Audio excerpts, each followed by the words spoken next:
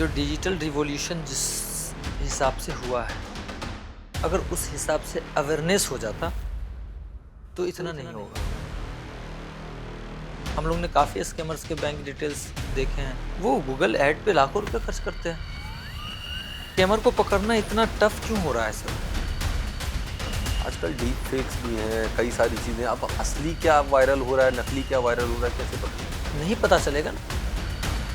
आने वाले कुछ समय में तो इंसान कैमरा के सामने आने से भी डरेगा। कैसे हैक हो रहे हैं Instagram account? Sir Instagram account hack होता है तो यूज़र की बेवकूफ़ी से। नमस्कार, आज के पॉडकास्ट में हम आपके लिए लेके आए हैं एक साइबर एक्सपर्ट, जो आज आपको बताने वाले हैं साइबर की दुनिया के वो राज जिनसे रोज आप रूबरू होते हैं, लेकिन वो आपके आंखों के सामने से ओझल हो जाते हैं। तो जानते हैं निहाल अख्तर, एक साइबर एक्सपर्ट, किस तरह से आज साइबर की दुनिया के राज हमारे सामने खोलने वाले हैं। स्वागत है निहाल सर आप। Thank you sir. Nihal sir, थोड़ा सा अपने बारे में बताएंगे, साइबर एक्सपर्ट निहाल क्या है ये? सर साइबर एक्सपर्ट निहाल, एक्सपर्ट तो हम डिपार्टमेंट ने दे दिया टाइटल काम करने के सिलसिले में। तो बेसिक हम लोग का मेन वर्क ही होता है लोगों को अवेयर करना, और प्लस जो भी काम है साइबर से रिलेटेड, साइबर क्राइम हो गया, साइबर फ्रॉड हो गया, ब्लैकमेलिंग है, मनी लॉन्ड्रिंग है, इन सब पे हम लोग काम करते हैं। क्या काम करते हैं एग्जैक्टली आप? एग्जैक्टली जैसे आपके साथ स्कैम हो गया तो आप जाएंगे डिपार्टमेंट के पास कि मेरे साथ स्कैम हो गया। तो अभी क्या है ना कि टेक्निकली स्ट्रांग नहीं है हमारा डिपार्टमेंट भी, चीज़ें हैं, सेटअप है, एम्प्लॉय नहीं है, बैकग्राउंड आईटी बैकग्राउंड के लोग हैं। तो उसमें क्या उनको एक्सपर्ट की ज़रूरत होती है कि भाई इस केस पे अब हम लोग देखते हैं, क्योंकि जिस केस पे हम लोग काम कर रहे हैं उस पे हम लोग सस्पेक्ट को आइडेंटिफाई नहीं कर पा रहे कि किसने ये घटना किया है। तो हम लोग उसको आइडेंटिफाई करते हैं, ट्रैप करते हैं, पकड़ने का काम करते हैं। साइबर एक्सपर्ट, जैसे लोग डॉक्टर बनते हैं तो 5 साल एमबीबीएस करते हैं, पीजी करते हैं, स्पेशलाइजेशन करते हैं। साइबर एक्सपर्ट का टैग लेने के लिए क्या करना पड़ता है? सर देखिए डिपार्टमेंट ने मुझे टैग इसलिए एक्सपर्ट का दिया था क्योंकि जब मैं फर्स्ट टाइम डिपार्टमेंट में काम करने के लिए जुड़ा हूँ तो विद इन 7 to 10 डेज में मैंने केसेस क्लोज किए हैं पकड़ के। बिहार से जो भी क्रिमिनल्स भाग के दिल्ली आए उनको 10 दिन के अंदर दिल्ली से बुला के वापस बिहार में हम लोग अरेस्ट किए हैं। तो जो मेरे पास अपना टेक्निकल बैकग्राउंड है वो ट्रैप करना इन सब चीज़ों को, तो उसके वजह से डिपार्टमेंट ने मुझे एक्सपर्ट कहा कि भाई आप इस सेक्टर में एक्सपर्ट हो। और ये एक्सपर्टीज आई कैसे आपके अंदर? एक्सपर्टीज, जब कोई भी चीज़ें आपकी लाइफ में ऐसी हो जाती है जिसको लेके देख के आप मोटिवेट होते हो या बहुत ज़्यादा टेंशन में आते हो, तभी आप किसी चीज़ के ऊपर काम करने के लिए सोचना पड़ता है। तो जब मेरे घर में ही मेरे फैमिली के साथ फ्रॉड हो गया, एटीएम फ्रॉड हो गया मेरे घर में फैमिली के साथ। आपके अपने घर में पापा के साथ मेरे क्या हुआ था, थोड़ा बताएंगे? वो गए पैसे निकालने के लिए एटीएम। तो कुछ पैसे निकाले, फिर आए घर, उसके 15 से 20 मिनट के बाद एटीएम से पैसे सारे निकल गए मेरे पापा के। फिर हम लोग बैंक गए कंप्लेंट करने के लिए, तो उन्होंने कहा कि आपका एटीएम चोरी हो गया। बट एटीएम से जो पैसा निकला वो मेरे घर से अप्रोक्सीमेटली 70 से 80 किलोमीटर का डिस्टेंस था। ओके। तो फिर हमको लगा कि ठीक है हम लोग थोड़ा बहुत एडजस्ट कर सकते हैं, लेकिन अगर किसी के पास इतनी ही सेविंग्स है तो वो तो नहीं करेगा ना। तो फिर हमको लगा कि इस सेक्टर में कैरियर बनाना बेटर ऑप्शन भी है। कितने साल के थे आप उस वक्त? मैं उस टाइम फाइनल ईयर था मेरा इंजीनियरिंग का सर। फाइनल ईयर था। कहाँ से इंजीनियरिंग किया आपने? सर मेरा बीटेक भी बिहार से हुआ है और फिर मैंने एथिकल हैकिंग किया आईआईटी गुवाहाटी से। एथिकल हैकिंग, ये एथिकल हैकिंग क्या होता है? देखिए एथिक्स के मतलब होता है लीगल वे। हम लोग यूज़ करते हैं ना भाई, एथिक्स वे में आप कुछ भी काम कीजिए। हैकिंग एक अलग है और एथिक्स अलग चीज़ है। तो आप लीगल वे में जो हैकिंग का काम करते हैं उसको एथिकल हैकिंग कहते हैं। ओके। मुझे थोड़ा सा, आजकल जो हमारी जनता हम देख रही है, या जो साइबर फ्रॉड हो रहे हैं, ये इवॉल्व हो रहा है कंटिन्यूसली, ये एक स्टेप एक एक करके डेवलप होते जा रहे हैं। इनके बारे में थोड़ा बताइए, कितने तरह के साइबर फ्रॉड होते हैं और किस तरह से इन्हें डिफरेंशिएट किया जाता है? सर अभी जो सबसे ज़्यादा साइबर फ्रॉड हो रहा है वो डिजिटल अरेस्ट के नाम से। Digital arrest?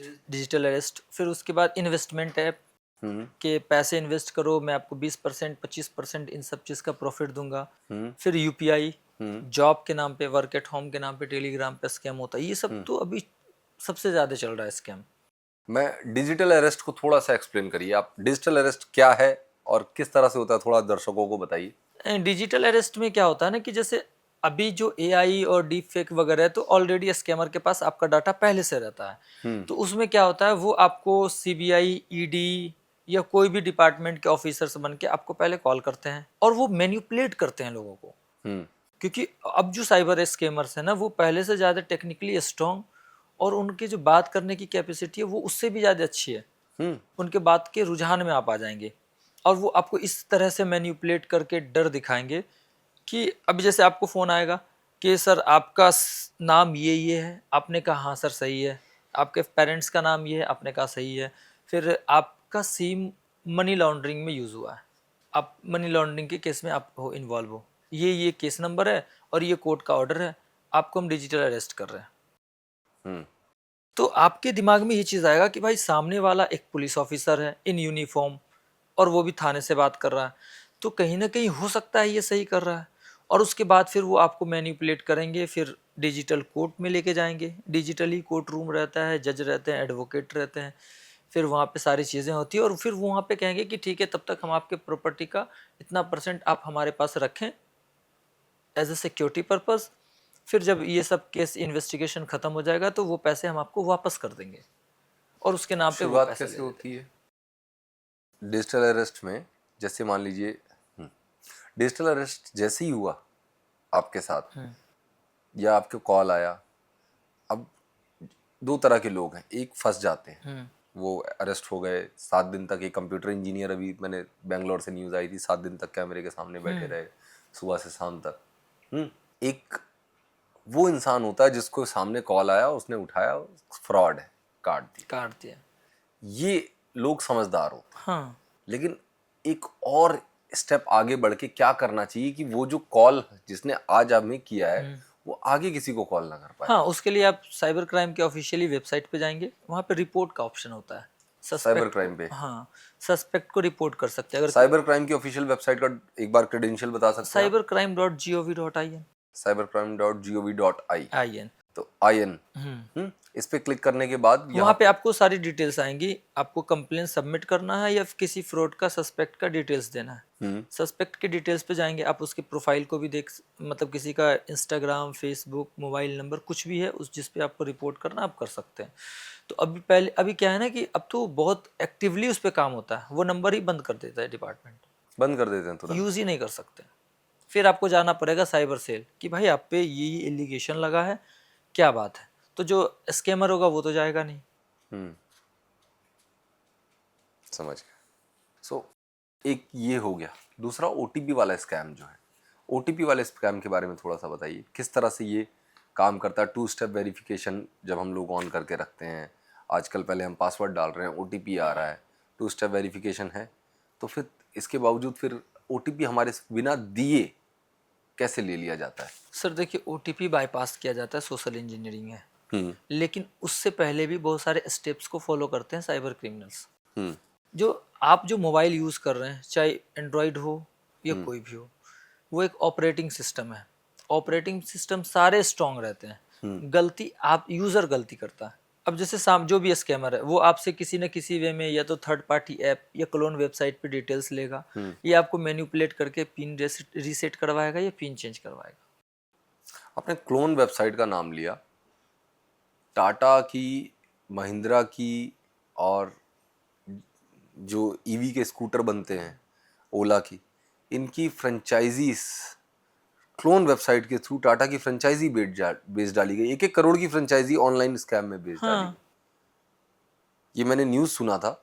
ये किस तरह से एग्जीक्यूट करता है? सर इसमें क्या है ना, मैं बताता हूँ आपको। इसमें क्या है कि सबसे पहली बात कि कोई भी ऑफिशियली साइट है, मैं कह रहा हूँ क्लोन पे ही जा रहे हो आप, ठीक है, 1 मिनट के लिए, लेकिन पैसे ट्रांजैक्शन करने के टाइम पे तो आप देखो कि आप किसी कंपनी को पैसे दे रहे हो या इंडिविजुअल किसी आदमी को दे रहे हो। अगर कोई स्कैमर टाटा की कॉपी करके वेबसाइट बना देता है, किसी भी कंपनी की कॉपी करके वेबसाइट बना दे, अकाउंट तो ओपन नहीं कर सकता। बैंक अकाउंट TataMotors.com है, अगर है, टाटा मोटर्स गुजरात.com बना सकता है। हाँ, लेकिन टाटा मोटर्स प्राइवेट लिमिटेड का बैंक अकाउंट नहीं कर सकता। हाँ, ये बात सही है। तो आप तो पैसे, अब वो कहेगा सर मैं मैनेजर हूँ, आप मानो ही नहीं ना। आप जिस कंपनी का फ्रेंचाइजी ले रहे हैं तो आप उस कंपनी के अकाउंट में पैसे देंगे। ऐसा नहीं कि उस कंपनी का मैनेजर या सुपरवाइजर या कोई भी आके बोल रहा है कि नहीं मेरे को पैसे दे दो मैं करवाऊंगा, तो नहीं होता है। मतलब दर्शकों को एक चीज और ध्यान रखनी पड़ेगी, ऑनलाइन के समय में चीजें आसान तो हो गई लेकिन उतनी ज्यादा कॉम्प्लिकेटेड भी हो गई। आप आज अगर गूगल सर्च करते हैं और गूगल सर्च करने के बाद सबसे ऊपर आपको टाटा मोटर्स दिख रहा है और गूगल सबसे पहले 3 रिजल्ट स्पॉन्सर्ड दिखाता है, वो ऐड चल रहे होते हैं। आप IRCTC हेल्पलाइन नंबर सर्च करेंगे तो अभी अगर आप सर्च करेंगे तो आपको दिखेगा ऊपर के जो 2 नंबर हैं स्पॉन्सर, वो स्पॉन्सर हैं और वो दोनों फेक होते हैं और ये सारे स्कैमर्स के होते हैं, राइट? हाँ हाँ, तो इसका मतलब स्कैमर्स परफॉर्मेंस मार्केटिंग भी कर रहा है। हाँ, वो गूगल ऐड पे लाखों रुपए खर्च करते हैं। हम लोग ने काफ़ी स्कैमर्स के बैंक डिटेल्स देखे हैं, उसमें अच्छे खासे पैसों को वो लोग गूगल एड्स पे खर्च करते हैं। मतलब गूगल ऐड से लीड जनरेशन कर रहे हैं, देन उसके बाद वो अभी आप गूगल खोलो, सामने आप देखो, गूगल पे का कस्टमर केयर का नंबर आप करो, 100 नंबर आपको वैसे मिलेंगे सारे स्कैमर्स के। फ़ोन पे के कस्टमर केयर के नंबर आप ऊपर करेंगे तो सारे स्कैमर्स के नंबर मिलेंगे। मतलब हम जब गूगल में सर्च करते हैं तो गूगल को भी, अच्छा गूगल की जिम्मेदारी नहीं बनती इसमें? नहीं, देखिए मैं अभी भी कहता हूँ सर, जिम्मेदारी जो साइबर क्राइम है ना सर, वो टेक्निकली से नहीं होता है। साइबर अपराधी तकनीक का यूज़ नहीं करते, वो आपके डर और आपकी बेवकूफ़ी की वजह से जीतते हैं। तो जो गूगल एक प्लेटफॉर्म है, तो वहाँ पे हर अच्छी चीज़ें भी हैं, बुरी चीज़ें भी हैं।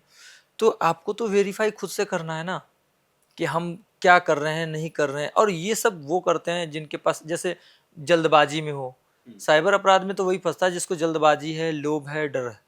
आपने बहुत सारे केसेस देखे होंगे, मुझे थोड़ा सा बताएं, प्राइवेसी अगर कोई अपनी मेंटेन करके रखना चाहता है इस ग्लोबल वर्ल्ड में जहाँ पे हम लोग हर चीज़, अगर पिज़्ज़ा भी खा रहे हैं तो फोटो खींच के डालते हैं, तो ये प्राइवेसी मेंटेन करना कैसे, क्या ऐसी चीज़ें हैं जिन पे हमें फोकस करना चाहिए? सर मैं अभी बताता हूँ, अगर आने वाले कुछ समय में, 6 महीने कह दो या 6 साल कह दो, ऐसे जनरेशन में हम लोग आ जाएंगे कि जहाँ पे आप ऑडियो वीडियो और इंसान कैमरा के सामने आने से भी डरेगा।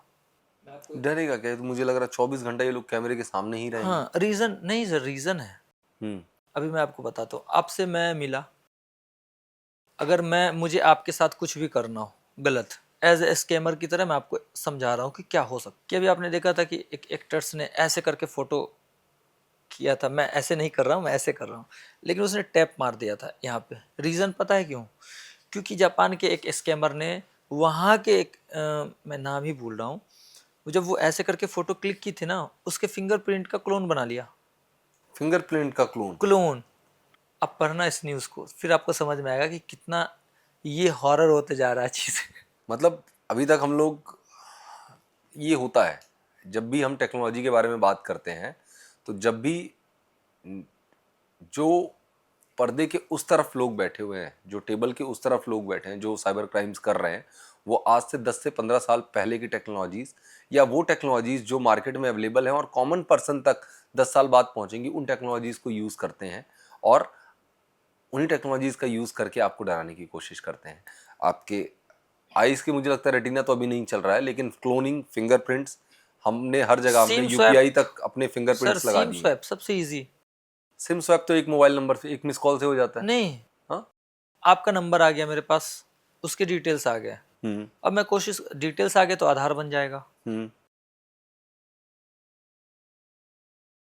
15 साल, 20 साल, 15 साल 20 साल पुरानी, अभी के फोटो में, उस फोटो में आसमान जमीन का 10-10 साल पुरानी फोटो सबके आधार कार्ड पे रहती है और लगभग। सारे हम लोग तो हर 2 साल भर में हम लोग अपडेट कर देते हैं फोटोज। अपडेट करना भी चाहिए फोटोज आपको। अभी क्या, स्कैमर के पास सारी चीज़ें लग गई, कंफर्म हो गया, 1 सेकंड में आपके नंबर से पता चल जाएगा कि किस बैंक में आपका अकाउंट चल रहा है, यूपीआई सारी चीज़ें डिटेल्स है, विद इन ए सेकेंड पता चल जाता है। अब वो करके किसी भी मोबाइल वाले के पास गया कि भाई ये मेरी सिम खो गई, ये मेरा आधार है। अब वो जो जाएगा फिंगरप्रिंट देगा, वो कहेगा ले नहीं रहा है, तो उसको ऑप्शन दिया जाता है कि अगर फिंगरप्रिंट सामने वाला का नहीं ले रहा है तो उसकी गारंटी, वो जो सिम देने वाला है शॉपकीपर, वो उसको ऑथेंटिकेट कर देगा कि हाँ सामने वाला सही है, ग्लिच आ रहा है इसमें, और फिर आपको तो सिम मिल गया। स्कैमर के हाथ में तो सिम लग गया ना आपका, विदाउट ओटीपी लिए। अभी आपका सिम गुम हो जाए, आप क्या करेंगे? सामने वाले के पास आधार कार्ड लेके जाएंगे शॉप में कि भैया मेरा मोबाइल गुम हो गया, आप मेरे को ये नंबर चालू करके दे दो। वो ओटीपी क्यों लेगा आपसे? वो पूछेगा आपका सिम किस नाम से, आपने बता दिया। डॉक्यूमेंट्स दिखाओ, आपने दिखा दिया। फोटोज तो मैच करेंगे नहीं, अभी आपका फिंगरप्रिंट ही मैच करेगा ना। अभी हाँ। स्कैमर का सब मैच करेगा, फिंगरप्रिंट मैच नहीं करेगा। और सर हर जगह स्कैम हो रहा है, उसको थोड़ा बहुत कर दिया, सिम एक्टिवेट करके वो दे दिया आपका। हमें जितना महसूस होता है कि इतने सुरक्षित दुनिया में हम लोग हैं, अगर ध्यान से देखा जाए तो डर और खौफ का साया आपके आसपास ही मरमा। डिजिटल रिवॉल्यूशन जितना तेजी से हुआ है, अगर उतने ही तेजी से साइबर अवेयरनेस हो। साइबर अवेयरनेस ही एक तरीका है जो लोगों को रोक सकता है हम्म या बचा सकता है, कहना चाहिए। तो साइबर अवेयरनेस के लिए आप क्या करते हैं? आपके सर हम लोग क्या है ना कि मेरे पर्सनल इंस्टाग्राम पेजेस पे भी मैं चीज़ें अपडेट करते रहता हूँ। जैसे जो भी मेरे पास क्वेरीज आती हैं सोशल मीडिया पे भी, फ़ोटो सर ऐसे हो गया, वायरल हो गया, डिलीट करना है, ये वो चीज़ें मैं उनको लीगल वे में अपडेट भी करते रहता हूँ अपने एंड से। प्लस न्यूज़ वगैरह में जो भी अवेयरनेस से रिलेटेड आते हैं वो सब आते ही रहते हैं, और बाकी जो चैनल्स के माध्यम से हम लोग करते हैं। चैनल्स के माध्यम से हमें न्यूज़ में जब भी सुनने को मिलती है तो घटना होने के बाद घटना घटित हो गई है ये सुनाई देता है, सर और कैसे हुई है घटना से बचने का तरीका नहीं बताया जाता। सर इसमें गलती हमारी है। हम्म इन चीज़ों के लिए आप सरकार और प्रशासन कोई जिम्मेदार नहीं ठहरा सकते ना, क्योंकि उसके साथ आप एक जिम्मेदार नागरिक के नाते आपकी भी जिम्मेदारी है हम्म इन चीज़ों को समझना और उसके विरुद्ध लड़ना। लोग कहीं शर्म से कंप्लेन नहीं करते हैं कि यार बेइज्जती हो जाएगी मेरी, कि यार मेरे साथ साइबर क्राइम हो गया। अभी एक आईपीएस पंजाब के जो सुसाइड किए थे उनके साथ भी स्कैम हो गया था।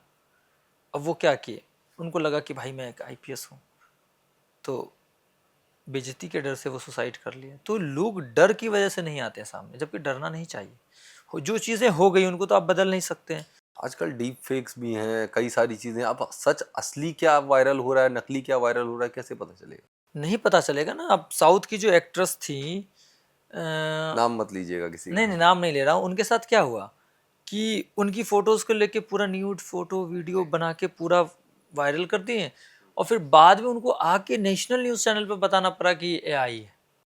हाँ, डीप फेक के थ्रू लोग हाँ एआई। बचने का तरीका क्या? अगर मान लीजिए इस दुनिया से अगर लोगों को फेम भी चाहिए, लोगों को फॉलोवर भी चाहिए, लोगों को सोशली एक्सेप्टेंस भी चाहिए, लोगों को चाहिए कि सोशल के शूरमा बने रहें, और इस तरह का अगर हरकत होती है, इस तरह की चीज़ें अगर वायरल होंगी, लोगों की इमेज टारनिश हो जाती है, मिनट नहीं लगते चीज़ें वायरल होने में। सर देखिए, अगर आप सोशल मीडिया पे पब्लिकली फेस लेके आ रहे हैं तो डेफिनेटली है आपको कि इन सब चीज़ों को फेस करने के लिए भी रेडी रहना पड़ेगा। अगर आपके साथ कुछ भी होता है, क्विक एक्शन लीजिए।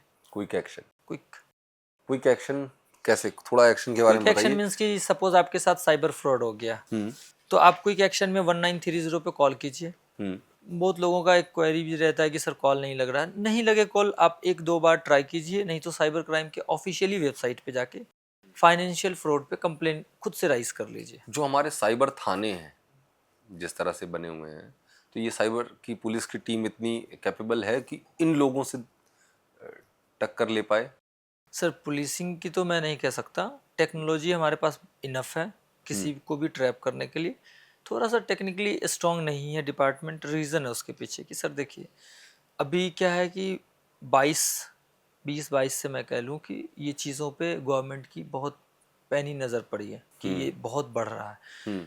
अभी हमारे यहाँ सेल बन रहे हैं, साइबर सेल बन रहे हैं, दो दो तीन तीन जगह सेल बन रहे हैं। अभी फिर उसके लिए एक नया कानून आ रहा है, देखते होंगे अपडेटेड होता है, लॉ आ रहे हैं, उसके लिए जुडिशरी में लोग बैठ रहे हैं। चीज़ें अभी स्टेप बाय स्टेप चल रही हैं। उसको अभी अब कुछ दिन के बाद साइबर से रिलेटेड टेक्निकल बैकग्राउंड के लोगों की रिक्वायरमेंट होगी डिपार्टमेंट में, कि भाई जो आईटी बैकग्राउंड से स्ट्रांग हो, जो एथिकल हैकर्स हो, ये हो, उनकी रिक्वायरमेंट होंगी डिपार्टमेंट में। अभी क्या है कि सारे आर्ट्स कॉमर्स के बच्चे हैं। आप दिल्ली ले लो, बिहार ले लो, यूपी ले लो, क्या है कि एक आदमी नॉर्मल ग्रेजुएशन करता है और उसके बाद पुलिसिंग की तैयारी में लग जाता है कि मेरे को एसआई बनना है, कांस्टेबल बनना है। तो कांस्टेबल के लिए तो मिनिमम क्वालिफिकेशन 10-12 चाहिए, तो उनका टेक्निकल स्ट्रॉन्ग कहाँ से होगा सर? तो टेक्निकल के लिए तो आपको एथिकल हैकर्स चाहिए, चाहिए। वही आपका टेक्निकली स्ट्रॉन्ग रहेगा। लेकिन आप आर्ट्स वालों से आप अगर आप कहोगे कि उससे एक्सपेक्टेशन रखोगे कि आप टेक्निकली स्ट्रांग रहो तो नहीं हो पाएगा। उनको CDR एनालिसिस करने में, IPDR एनालिसिस करने में भी बहुत सोचना पड़ता है। आप मुझे एक चीज़ बताइए, आजकल बहुत सारे इंस्टाग्राम अकाउंट हैक हो जाते हैं। अब बड़े बड़े इन्फ्लुएंसर के 1-1 मिलियन, 1.5-1.5, 2-2 मिलियन, कई लोगों को मैं पर्सनली जानता हूँ जिनके इंस्टाग्राम अकाउंट हैक हो जा रहे हैं। और हैक होने के बाद ये लोग रैमसंग मांगते हैं क्रिप्टो में। हम्म हाँ, तो इनके बारे में बताइए, कैसे हैक हो रहे हैं इंस्टाग्राम अकाउंट और ये क्या चल रहा है? सर, इंस्टाग्राम अकाउंट हैक होता है तो यूज़र के बेवकूफ़ी से। कैसे? सपोज़ कीजिए आपको मेल आता है एक हम्म। इंस्टाग्राम के आपके ऑफिशियली मेल आईडी पे कि सर आपका अकाउंट बहुत अच्छा रीच जा रहा है, आपके अच्छे फॉलोअर्स हैं और हम आपको फ्री में मार्केटिंग सर्विसेज देंगे या आपके अकाउंट को वेरीफाइड कर देंगे। तो आपको लगा कि मे बी मैं अच्छा कर रहा हूँ, आ सकता है इंस्टाग्राम से। तो वो उसको चेक नहीं करते हैं कि ये मेल आया कहाँ से। हम्म। आप उसको चेक कीजिए। अब आप चेक करने के बाद आपको समझ में आ जाएगा कि वो इंस्टाग्राम का ऑफिशियली मेल आईडी है या किसी ने बना के स्पैम में भेजा है। तो अब वहाँ पे यूज़र बेवकूफ़ी करते हैं, उनका जो लिंक रहता है उस पे वो पूरी सारी अपनी कॉन्फिडेंशियल डिटेल्स वो दे देते हैं, like user ID, password, mobile number, OTP, वो सारी चीज़ें वहाँ पे आपसे कलेक्ट कर लेते हैं हम्म। और आपको फिर कॉल करेंगे, OTP बाईपास करेंगे। बाईपास क्या करना, वो खुद आपसे OTP ले लेंगे, फिर आपके ही प्रोफाइल से आपका ईमेल और मोबाइल नंबर हटा दिया जाता है। ऑनरशिप चेंज हो गया। तो अब तो अकाउंट यूज़र तो वो हो गया ना उसका। हम्म। तो फिर वो डिमांड है आप उसकी पूरी कीजिए। और दूसरा क्या तरीका है, जो लीगल तरीका है वापस लीगल लेने? तरीका है, जैसे ही आपको लगा तुरंत आप साइबर सेल जाइए, हम्म। कंप्लेन राइज कीजिए। साइबर सेल में क्या होता है कि वो चीज़ें वेरीफाइड करने के बाद वहाँ से एक लेटर मीटर को मेल किया जाता है हम्म। कि इस अकाउंट का ओरिजिनल यूज़र ये है। हम्म। तो फिर वो अकाउंट आपको वापस मिल जाएगा। मेटा हो गया, स्नैपचैट हो गया, व्हाट्सअप हो गया, ये बड़ी बड़ी कंपनीज क्या कर रही हैं हमारी सुरक्षा के लिए? ये लोग इन लोगों को एलिमिनेट करते होंगे, हाँ, हैकर्स को, स्कैमर्स को। नहीं ये लोग तो आप देखिए, कोई भी सोशल मीडिया विदाउट आपकी गलती से हैक ही नहीं हो सकता। अब मेटा इतना स्ट्रांग है, 2 स्टेप वेरिफिकेशन आप लगा के यूज़ कर रहे हो। हम्म। आप अपने दूसरे मोबाइल में भी जब लॉगिन करते हो तो आपको नोटिफिकेशन आपके इस मोबाइल में जो ओपन होगा, हम्म। आपका इंस्टाग्राम उस पर भी मांगता है ऑथेंटिकेशन। आपके मेल से ऑथेंटिकेशन लेगा, आपके नंबर से ऑथेंटिकेशन ले रहा है ना वो तो स्ट्रांग है। लेकिन आप जब खुद से सामने वाले को OTP दे रहे हो तो उसमें मेटा क्या करेगा? आजकल तो बच्चों के हाथ में फ़ोन रहता है, बच्चों को डराना कितना आसान है। बच्चों को सबसे पहली बात कि सर हम लोग तो काफ़ी केसेस देखते हैं जिसमें 15-16 साल के बच्चे बच्चियों के साथ ये सब चीज़ें हो रही। तो ये तो पेरेंट्स की जिम्मेदारी है ना कि आप बच्चों को मॉनिटर कीजिए। आप गूगल प्ले स्टोर में आप चाइल्ड पेरेंट्स करके ऑप्शन रहता है, इंस्टाग्राम में चाइल्ड पेरेंट्स का ऑप्शन है, सब में है। हम्म। उसमें कंटेंट का ऑप्शन है कि आप क्या दिखाना चाहते हो बच्चों को। यूट्यूब पे आता है, आप अगर बच्चों को मोबाइल दे रहे हो तो उसमें आप किड्स यूट्यूब करके दो। यूट्यूब बच्चों के लिए भी तो आ रहा है ना, जिसमें सिर्फ बच्चों की चीज़ें दिखेंगी। फिर आप दे रहे हो। और इंडिया में क्या है ना, जब बहुत ज़्यादा एक्सट्रीम होता है तब पेरेंट्स को लगता है ओह यार ये तो नहीं होना चाहिए था, अब ये हो गया। अगर आप अवेयर रहते हैं, बच्चों को अवेयर कराते हैं, उनसे बातें कीजिए, उनको बताइए। अगर वो गेम खेल रहा है तो गेम पे क्या बातें हो रही है वो भी देखिए आप, क्योंकि ये सब चीज़ें वहीं से शुरू होती हैं। फिर आप कहोगे कि मेरे साथ आउट ऑफ इंडिया स्कैम हो रहा है, क्योंकि आप जो बहुत सारे गेम जो चलते हैं ग्रुप में खेल रहे हैं ये सारी चीज़ें, तो वहाँ से भी लोग, अभी देखिए सीमा लांग के आ गई हमारे इंडिया में एक गेम से ही। हम्म। तो मे बी आज कोई आदमी आ रहा है, कोई क्रिमिनल्स भी तो आ सकते हैं ना, आपसे कांटेक्ट कर सकते हैं, आपके डेटा को का मिसयूज़ कर सकते हैं, आपको ब्लैकमेल कर सकते हैं। अभी सबसे ज़्यादा स्कैम जो देख रहे हैं हम लोग, छोटी छोटी अमाउंट, जैसे एक नॉर्मल आदमी को लोन चाहिए, वो लोन ले लेता है एक ऐप से 5,000-7,000 रुपये, ठीक है। अब स्कैमर्स के पास आपको तो आपका डाटा सारा चला गया। मीन्स कि आप जब ऐप इंस्टॉल करते हैं तो वो तो परमिशन मांगता है, आपका अकाउंट एक्सेस, गैलरी, सारी चीज़ें आपने खुद दिया। इसमें एंड्रॉयड या फिर कोई भी यूज़र क्या करेगा? आपकी गलती है ना, वो तो ऑपरेटिंग सिस्टम, आप उसको जैसे ऑपरेट करेंगे वो चलेगा। हम्म। परमिशन तो आप दे रहे हैं, हाँ भाई मेरा अकाउंट एक्सेस ले लो, आप मेरा गैलरी एक्सेस ले लो, सारी चीज़ें एक्सेस ले लो।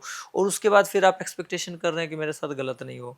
फिर जब वही डेटा किसी और के पास जाता है तो अभी जितने भी केसेस हो रहे हैं उसमें जो लोगों को ब्लैकमेल किया जाता है लोन के नाम पे, वो मोस्टली पाकिस्तान के नंबर रहते हैं। मोस्टली क्या, मैंने अभी तक जितना भी केसेस में हम लोग देखे हैं वो सारे पाकिस्तानी नंबर है। अब वो फ़ोन करके कह रहा भाई तुमने लोन ले रखा मेरे से 9,000 रुपये, तुम्हें तो देने पड़ेंगे 25,000 रुपये 7 दिन के। अब आपकी न्यूड्स फोटो बना के, क्योंकि आपसे जब वो लोन देता है तो आपसे वैसे ही वेरिफिकेशन करवाता है जैसे सारे बैंक्स करवाते हैं, वीडियो केवाईसी करवाना, सारी चीज़ें। तो सारी चीज़ तो आपने अपने इवन पर्सनल दे ही दी है। जो ऑनलाइन एप्स होते हैं जितने भी, मैं एक चीज़ और आप लोगों को बता देना चाहता हूँ, जितने भी ऑनलाइन लोन ऐप्स हैं, ये जब आपको लोन देते वक्त एक्सेस लेते हैं तो ये आपका पूरा डिटेल्ड एक्सेस ले लेते हैं। आपके कॉन्टैक्ट्स, आपके सारे कॉन्टैक्ट नंबर इनके पास चले जाते हैं, आपकी गैलरी का एक्सेस ले लेते हैं, आपके फ़ोन का एक्सेस ले लेते हैं, आपके मेल्स का एक्सेस ले लेते हैं।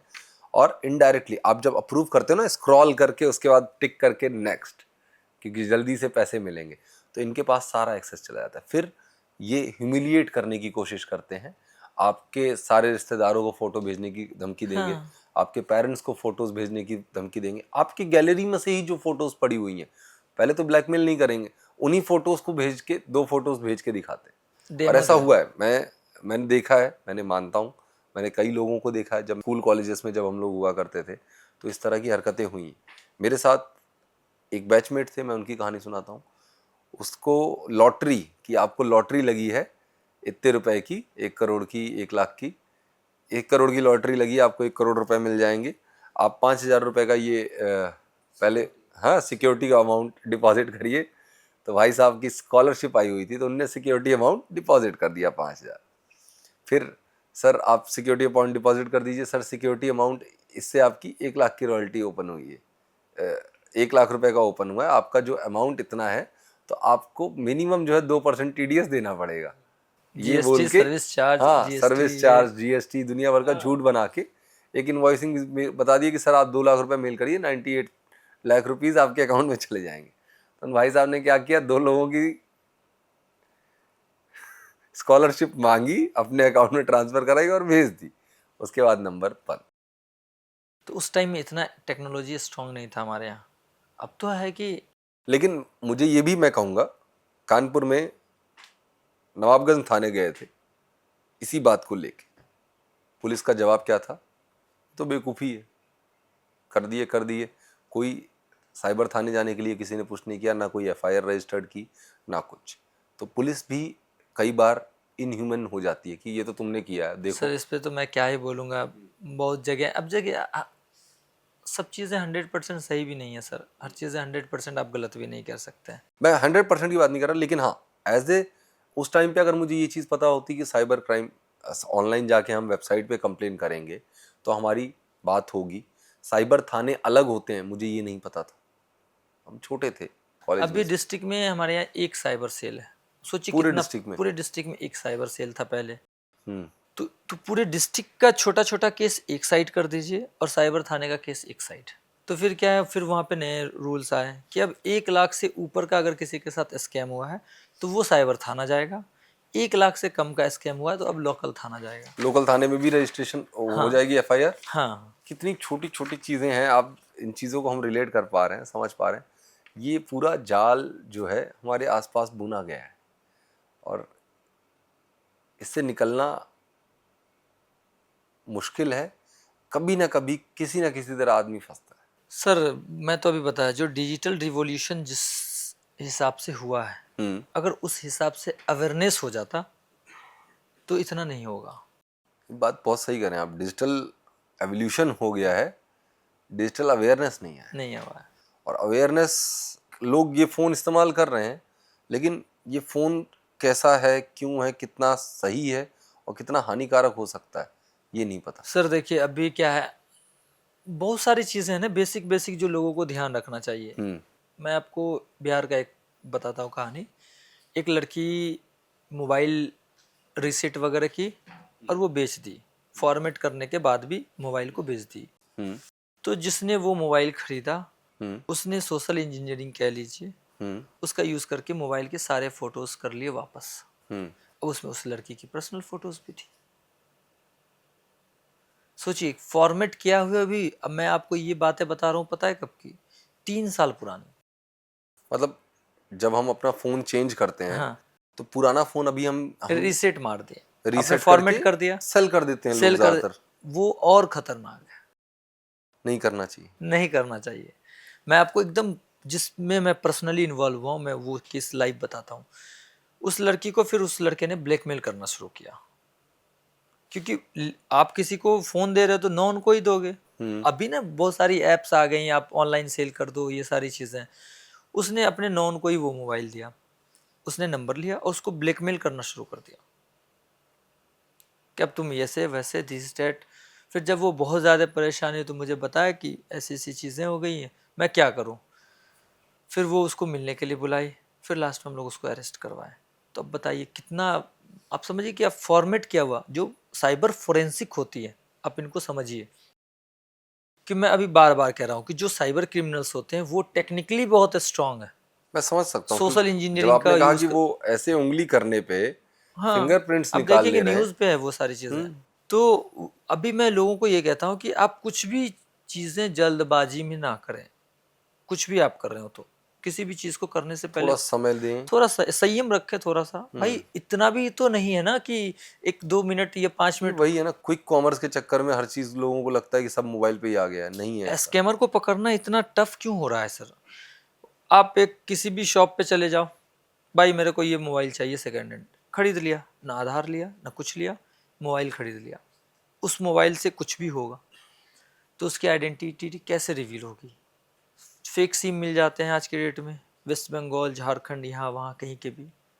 अब सिम मिल गया, मोबाइल मिल गया, म्यूल अकाउंट हो जाता है उनके पास, हम्म। रेंटेड अकाउंट कह लीजिए, हम्म। वो यूज़ कर लेते हैं वो। अब ना उसके पास उसकी सिम है, हम्म। ना मोबाइल है, ना अकाउंट है। अब बताइए आप कैसे पकड़ेंगे। चैलेंजेस है ना ये सारी चीज़ें। अगर ये चीज़ें नहीं हो, हम्म। आप कनाडा जाइए, आपको सिम खरीदने के लिए बहुत बार सोचना पड़ेगा। आज से 10-12 साल पहले मुझे याद, मैं 10th-12 की बात कर रहा हूँ, उस समय मेरे घर में सिम और मोबाइल के लिए अलग से पैसे दे के नंबर लिए जाते थे। मैं 11-12 की बात कर रहा हूँ मैं।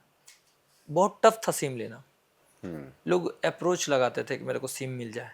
अब देखिए, आप चलते हुए एक सिम खरीद ले रहे हैं, तोड़ के फेंक के दूसरा खरीद ले रहे हैं। तो कहीं ना कहीं इन सब चीज़ों पे अभी है क्या कि चीज़ों पे काम चल रही है। इंटरलेश जो हमारे देश की नेशनल एजेंसीज हैं, इंटरनेशनल एजेंसी हैं, वो लोग बहुत सारे टूल्स पे, ब्लॉकचेन पे, इन सब चीज़ों पे काम कर रही हैं अभी। जैसे जैसे चीज़ें लग रही हैं वो चीज़ों को अपडेट किया जा रहा है सिस्टम में। यूपीआई एक पल को लगता था कि बहुत आसान कर देगा दुनिया को, और किया भी है। यूपीआई ने बहुत हद तक कर दिया है। हाँ, लेकिन अभी यूपीआई से ही डर लगता है कई बार। तो लोग पेमेंट्स करना जाते हैं, क्यूआरस कई सारे आते हैं, आपने पेमेंट की उस क्यूआर पे और आपके पैसे। नहीं होता है सर ऐसा, हाँ। नहीं होता। दो चीज़ मैं आपको समझाता हूँ। लोग कहते हैं कि क्यूआर स्कैन करने से मेरा पैसा नहीं।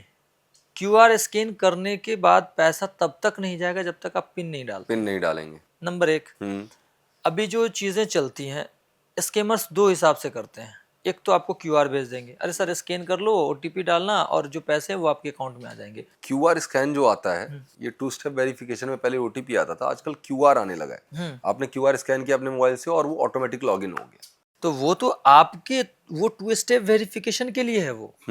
जैसे आपने जीमेल कहीं लॉगिन कर रहा है, करना है, तो आप जीमेल लॉगिन करने के लिए वहाँ पे ऑप्शन देंगे कि आप कैसे वेरीफाई करोगे कि आप ही हो, क्योंकि वो 2 स्टेप वेरिफिकेशन का, ऑथेंटिकेशन का वो एक प्रोसेस है।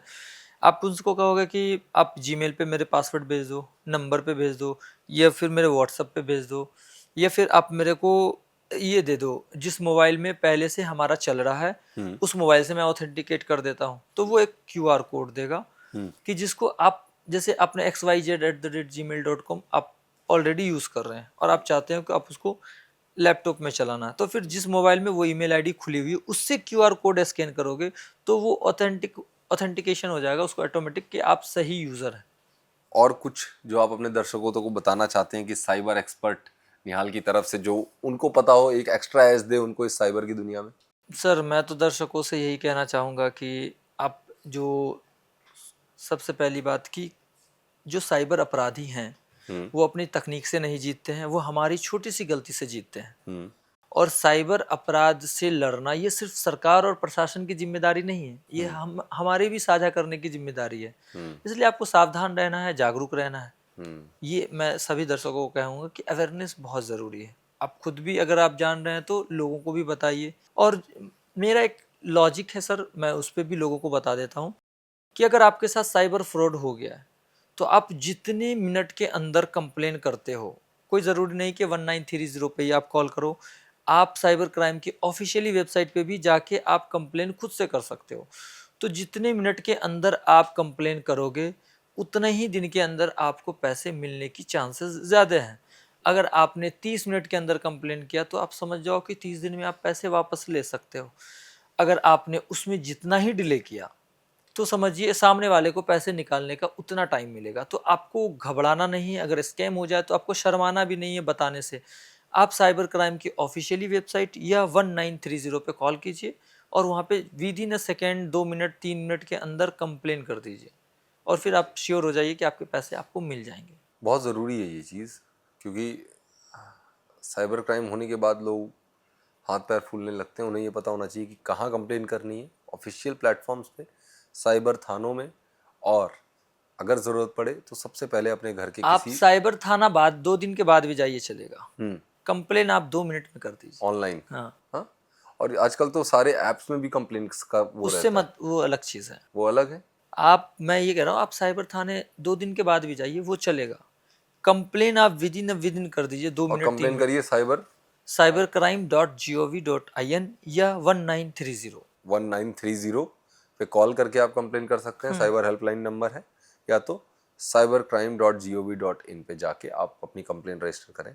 और मैं दर्शकों से यही कहना चाहूँगा आखिर में, साइबर एक्सपर्ट निहाल जी को बहुत बहुत धन्यवाद। इनने आज बहुत सारी चीज़ें हमें बताई, बहुत सारी चीज़ें समझाई। OTP, फिंगरप्रिंट्स, अपने पुराने मोबाइल फ़ोन्स, अपने पुराने लैपटॉप मत सेल करें, और कोशिश करें कभी भी ऐसी कंपनी में ना काम करें जो कि इस तरह का काम कर रही है या ऐसी बहुत सारे संगत। फेक कॉल सेंटर्स होते हैं, उसको वेरीफाई कीजिए। और क्योंकि एक बार आप फंस गए तो साइबर में अगर आप इन्वॉल्व हो गए और आप एक बार शिकार हो गए तो इसमें क्या है कि साक्ष्य के साथ कोई छेड़छाड़ नहीं हो सकता है। आपके अकाउंट में पैसे आए तो आप सस्पेक्ट हैं।